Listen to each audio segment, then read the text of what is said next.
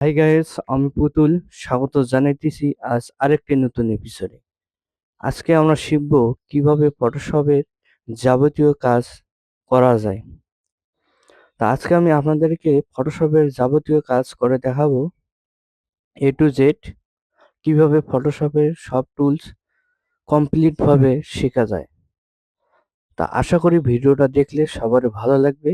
আর ভিডিওটা যদি ভালো লাগে তাহলে অবশ্যই চ্যানেলটি সাবস্ক্রাইব করবেন, পাশে থাকা বেল আইকনটি বাজিয়ে দিবেন। এতে কি হবে, আমি নেক্সট ভিডিও দিলে তার সাথে সাথে আপনারা নোটিফিকেশনের মাধ্যমে জানতে পারবেন। চলেন শুরু করি। আমি ফটোশপটা আগে থেকেই ওপেন করে রেখেছি এবং সবকিছু কয়েকটা ইমেজ আমি নিয়েছি এবং সবগুলো ইমেজ আমি সেট আপ করে রেখেছি সহজে আপনাদেরকে বোঝার জন্য।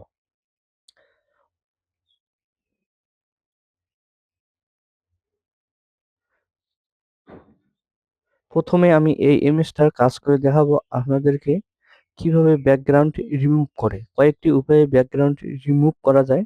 তাই এটি আমি আপনাদেরকে দেখাবো।